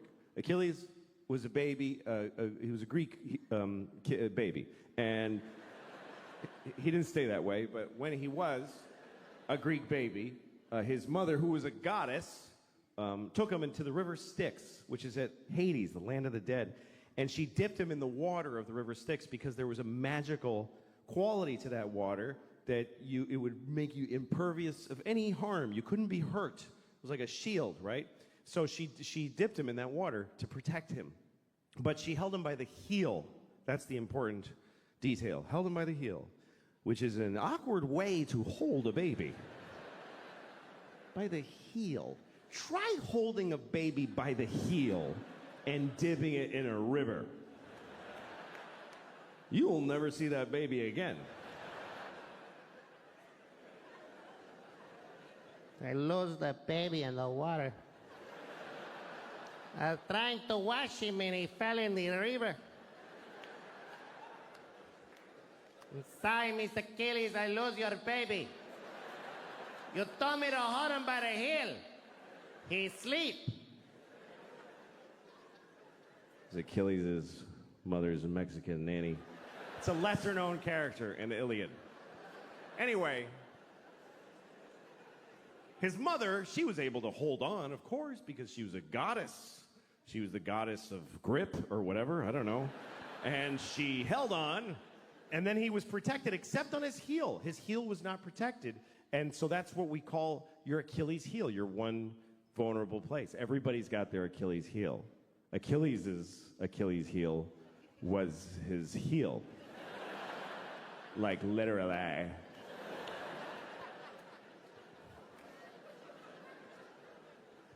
Anyway, so my daughter, here was her question. She said, how come his mother didn't just dip him again? She could have just dipped him one more time with the other leg in there. Did she just like you're like a sign that says one dip per goddess? Did you ever color an Easter egg? It's not that complicated. You dip it, and then you hold it differently and dip it again. Smart kid. I was proud of her. But at the same time, I thought, who the fuck are you to judge this woman? It bothered me. Because here's what the story of Achilles teaches me, is that if you're a parent, it's never enough what you do for these motherfuckers. It's just never enough. It's still gonna be your fault. How much more do you want from a mother? She dipped her kid in magic water and protected 99% of his body. Is any of it up to him? He could have just wore a big shoe and be careful.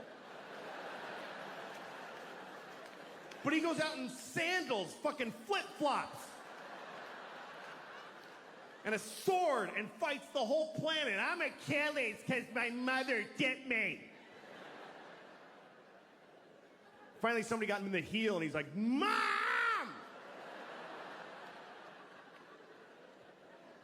Thanks a lot, Mom! Dip my heel. She's so stupid, she ruined it. Fuck you, Achilles, you Greek dick.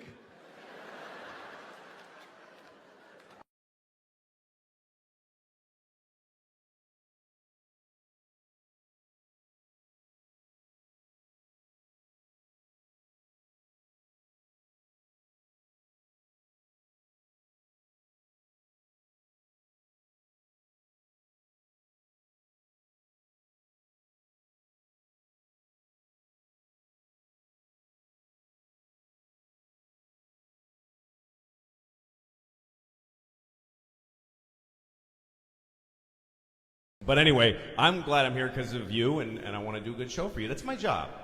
That's the simplest thing in the world to me, is that you should do your job. You should do it well. And not because of how well you get paid, but because that's your job. I never understand people when I go to a place to get a thing, and they do their job shitty out of spite for how shitty their job is. It makes no sense to me. Why wouldn't you want it? Why do you have to make my coffee sarcastically? I don't just give a care. Hear your majesty, enjoy your coffee. You know, why? Why wouldn't you want it to? You know why? Because you're 20, you piece of shit. That's why. Because you're a 20-year-old piece of shit. I'm sorry, but I am prejudiced against everyone who's 20 years old that works at a place. Because they just think that if you just stand there and hate it, somebody will go, oh, well, then let's make you a director. That's how that works. Just if you Clearly you're better than this. 20-year-olds are the worst people because that is a person who has been taking and just sucking up and absorbing fucking education and love and products and just giving nothing back. They're ripe like a big fat ripe orange on a tree, and the tree's like, get the fuck out of here. Jesus, this is crazy. What? Fuck you, I don't want to go. If you're 20, I guarantee you never did anything for anybody. Yes, you went to Guatemala on a school trip and they told you helped, but you didn't help at all. You were a way bigger pain in the ass than you were any help to those. They're like, I got a mudslide in my house and I got to babysit a fucking college student. Just take a picture of her with a shovel so she can put it on Facebook and leave us alone. I had such an amazing experience. Really? Did you take from them too, you motherfucker? 20-year-olds are not interesting people. They have nothing to say. Nothing has happened to you. My parents moved and I go to school. Who gives a shit? Unless you beat cancer as a child, you have nothing to say. I'm more interesting because I'm 43. That mathematically just makes me more interesting.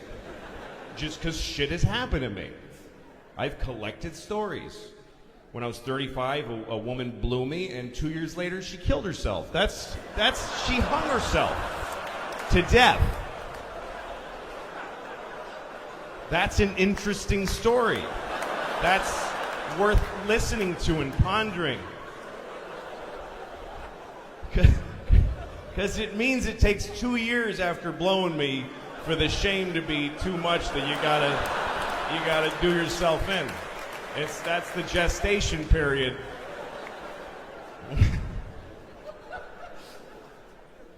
What if every woman that ever blew me died exactly 2 years later, and some detective picked up on it?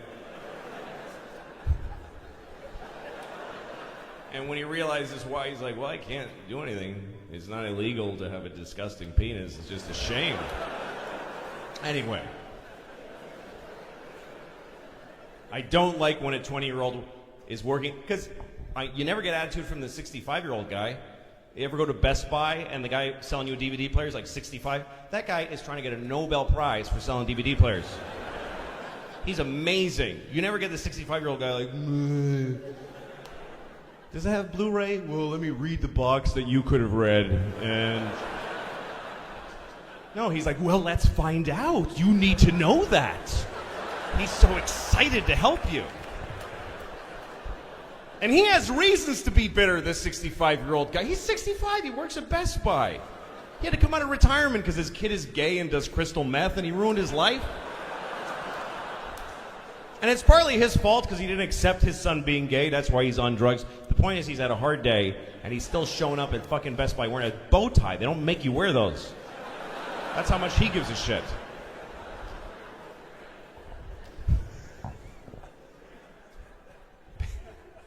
I don't know, man. Younger people, okay, fine. You know, I'll wait and see. Maybe you'll be interesting. I heard that ducks have one hole. I don't know if you know that, but ducks have one hole.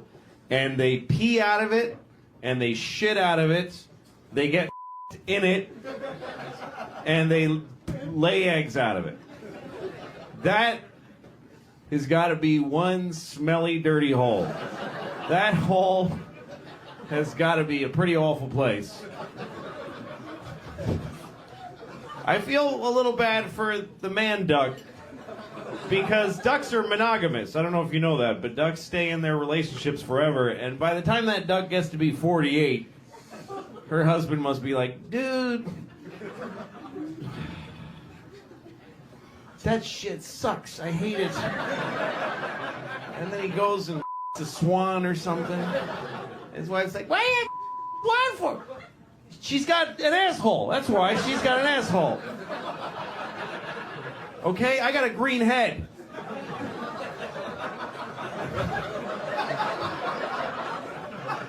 I don't know what that means. Just somehow they got green heads. They deserve more. Speaking of animal-type humor that's not totally finished, I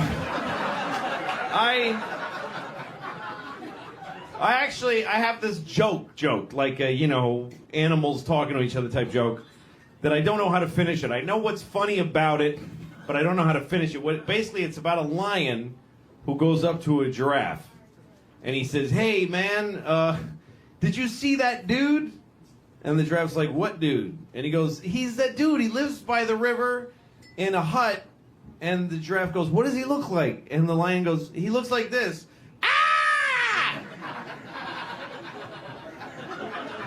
And the giraffe's like, "Well, I know a dude that lives by the river, but he doesn't look like that." He goes, "No, that's what he looks like." Ah! The giraffe says, I know a guy, but he looks like this. See, the lion just thinks that people look like that. The lion doesn't get that he makes a person look like that by scaring the shit out of him. He just thinks that, hey, that's that dude that's always going, ah! That's what he's like. I'd like to be a better person. I would. I'd like to be a better person. And I think I'm getting worse as a person. Because as you get older, you start finding out, like, let me give you an example before I rented a car a couple of weeks ago in Los Angeles, had the car for a few days, and then when I went home, I had to drop the car at the rental place. You know, you gotta go to the rental place that's off the airport, give them the car, give them your thing with the mileage, you gotta get on a bus, and then go to your terminal and check in. I was late, and I was worried about missing my flight, so I knew I had no time to do any of that. So I never did this before, I just drove my car right to the terminal, and just left it there. And I got on the plane. And once I was on the plane and I had a little moment, I called Hertz and I said, hey, listen, your car is sitting out in front of Terminal 4 and the keys are in it. So that's where it is. And the guy was like, you can't do that. You have to return it to this location and then get... And I go, well, I didn't do that already. And now I'm leaving California. So if you want your car, you need to go to that place where it is. And he was like, oh, Jesus, man. All right, we'll get it. And that was the end of it. And I realized I could do this every time. Every time I rent a car, because of course they want you to do all that shit. But if you don't, they still want the car back. They're gonna send a dude. You could drive a car till you don't want it. Just get out of it while it's moving and just walk away. Well, I don't feel like being in that car any longer. Just call Hertz. Hi, your car is drifting into the intersection of 28th and Broadway. If you're interested, it's now your problem. But see, this is a terrible realization. Because you should act in a way that if everybody acted that way, things would work out. You should, because it would be mayhem if everybody was like that. And most people kind of don't care. Most people are very selfish. Most people don't give a shit what happens as long as they get to do their favorite thing. People don't even want to back off from their favorite thing. They won't even do their second favorite thing. Like, you ever seen somebody like they're at an intersection and they want to make a left, but they're in the all the way right lane because they messed up. So now okay, here's the guy. He's in the right lane, and there's a lot of cars, like 6th Avenue, like a lot of cars, and he wants to make that left. So what does he do? He just does it anyway. He just goes ahead and he just shoves his car through everybody's life without any... And everybody's honking and outraged, and you always see the guy go, I have to. There's no other possible thing I could do. What else could I do except go up one more block and then go left and take 4 seconds? That's not my favorite way, though. That only meets 99% of my criteria. But I'm selfish. I would like to be a better person because I got kids. And I want to, pass on a better. But sometimes it's not clear what the right thing is to do. Like one time I threw a candy wrapper on the street. And I didn't do it like, yeah. I just, yeah, take that shit, street. I did it because I was, like shaking. I wanted the candy.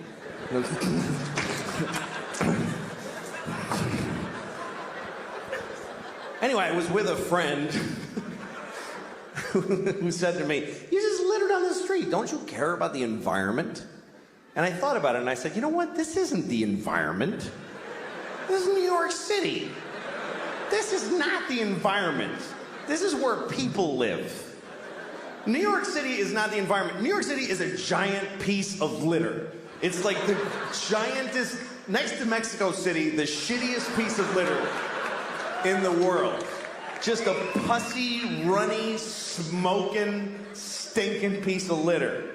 So if you have a piece of litter, what are you supposed to do with it? You should throw it on the pile of litter.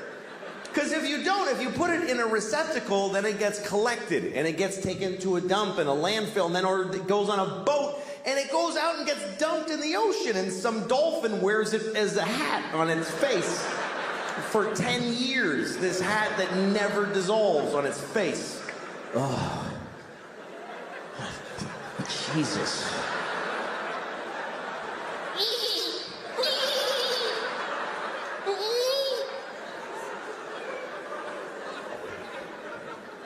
I mean, everything that we introduce to the world is shitty.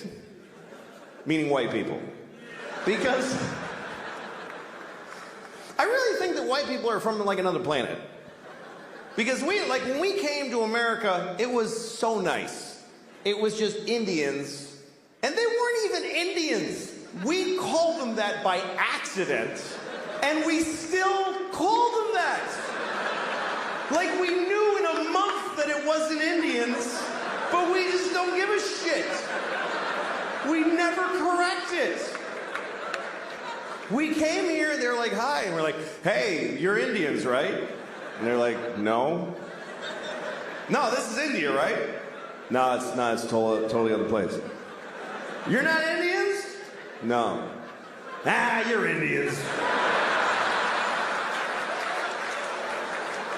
You're Indians for hundreds of years after. We ruined everything here. This was it was just coast to coast, just green and brown and beautiful. And all the humans were just walking around with painted faces, just walking. And they'd be like, ooh, that looks yummy. And then they just eat from the ground. And then they'd sleep on the grass. And they'd wake up and they'd fuck. And then they'd go for a swim and do a little dance. That was the whole continent, was just folks doing that. I mean, there was people in Mexico cutting off kids' heads and rolling them down the pyramid stairs. But that's always going on. What are you gonna,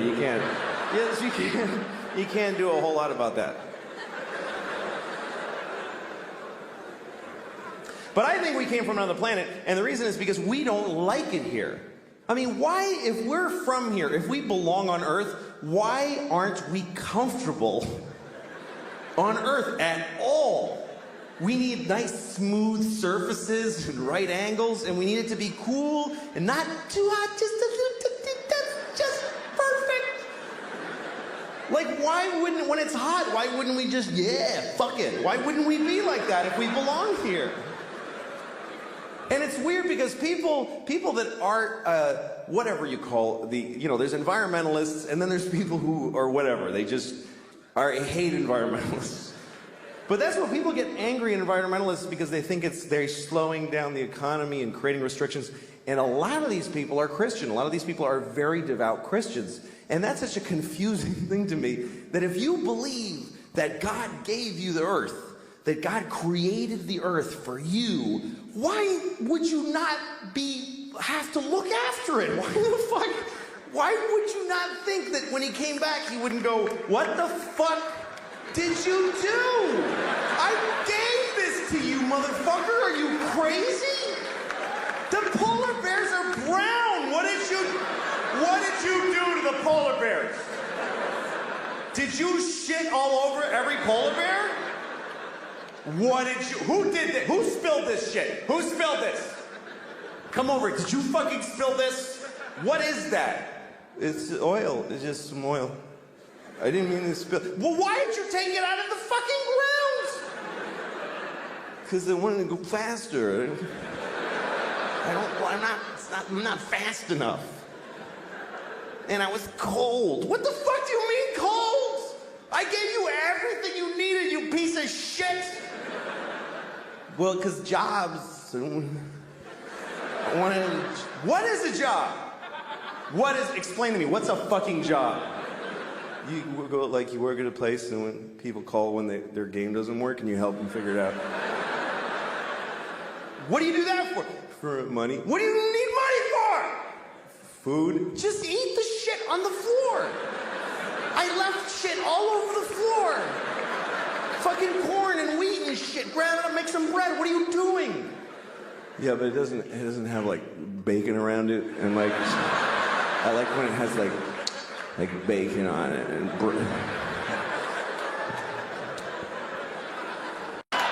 you know, it's drama. But those are the old days. Things are better now.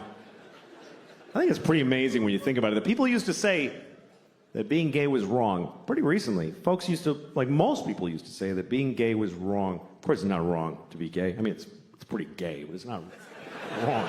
But that's what people used to say. And now nobody says that. And I think that's a positive change. I think that's a good thing. Although I do wonder if there are gay people who miss when it was wrong. Maybe there's a few who miss when it was, because wasn't it a little more fun when it was like, this is fucking crazy? Like, didn't that give it a little zhuzh, a little, I could lose my job, oh fuck. Because now they're like everybody else, which is great, and they can get married, that's terrific, but is that fun to fuck your husband at your house? Wasn't it more fun to be in an old nightclub at 4 a.m, like, I'm breaking my mother's heart? Oh, yeah. I don't know. I don't even mean just gay people. Just some people like when sex is a little fucked up, you know?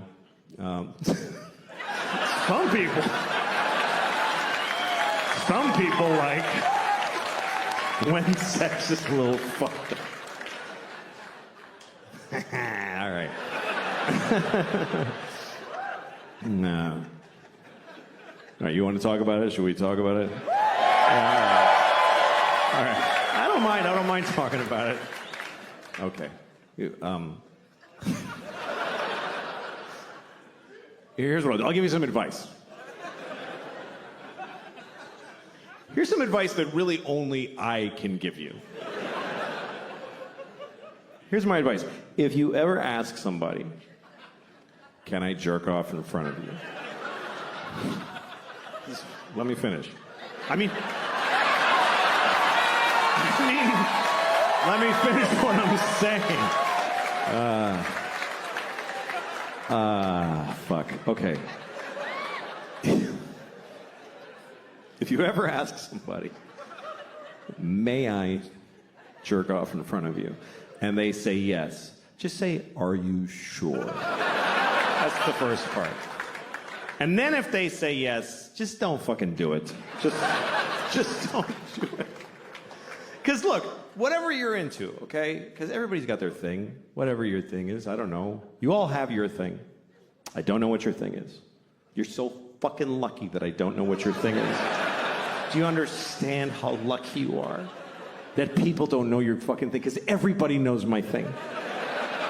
Everybody knows my fucking thing now. Obama knows my thing. Do you understand how that feels? To know that Obama was like, good Lord.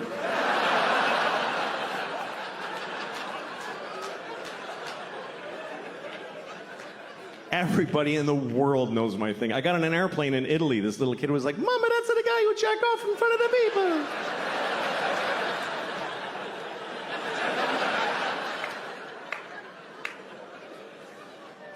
So whatever your thing is, I don't know what it is. Maybe you can't come unless you have your father on speakerphone. Whatever it is.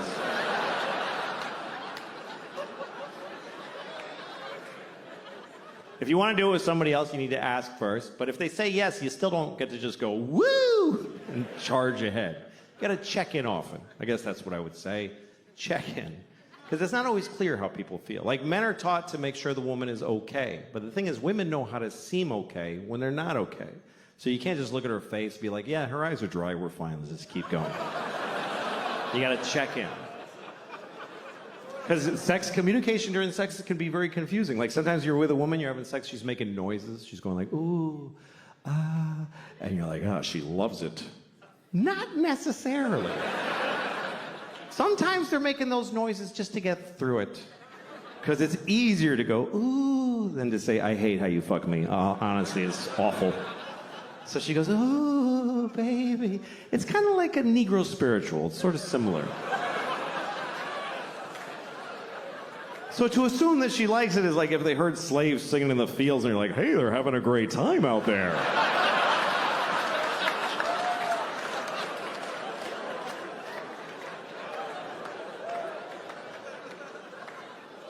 As far as my thing, I don't know what the fuck.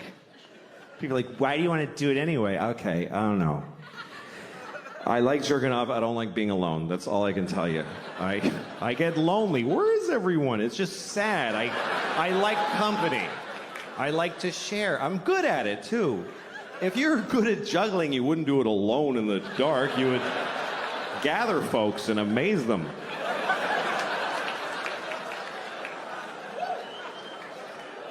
Anyway, that's all I'm going to say about that shit.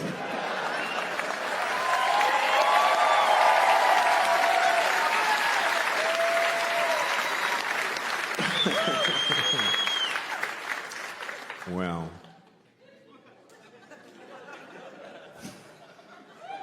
Let me ask you a question. You ever wonder how many people ever fucked your mom? We're almost done. You're doing great. This is important to me. You ever look at your mom and go like, Mom, how many dicks? Just how many? I lost my mom, so those are the things I don't know, so I'm curious. I don't feel like a lot of dudes fucked my mom. Not because she's like pure, because I don't think so. But I hope it was as many as she wanted. That's what I hope. I hope she got all the dicks she ever dreamed of, because I loved her. I hope at the end my mom was like, that was plenty of dicks.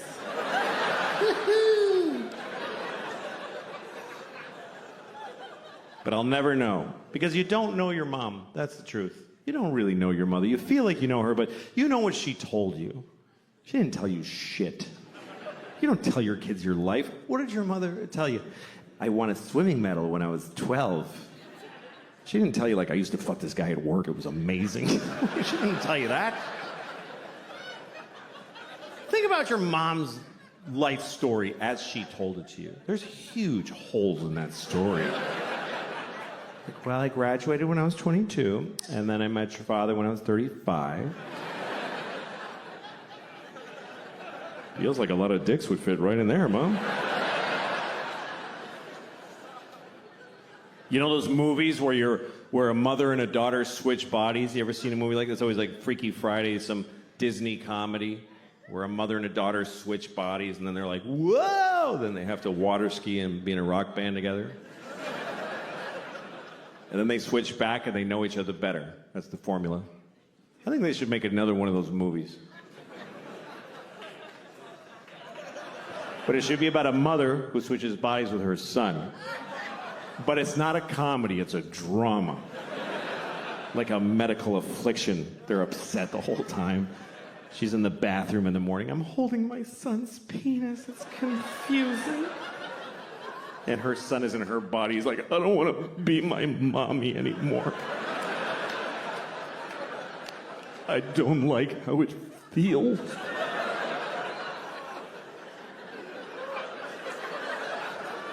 And his dad comes home and he starts fucking on me. Oh, God. What's happening now? I don't like this. But I don't want to say no to my dad.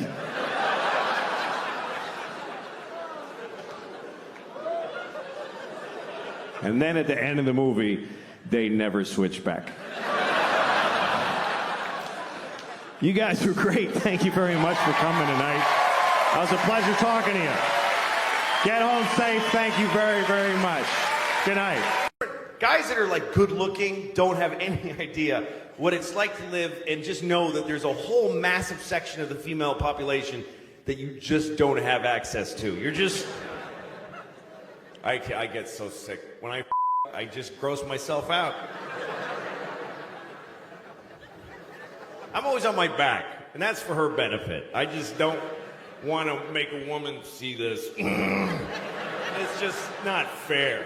She's so nice to let me her. There's just no way I'm going to put her through that.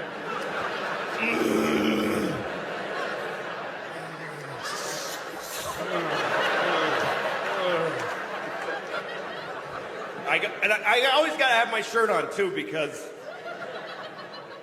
last time I did it without a shirt on, and I was like, I'm like this, and it hangs.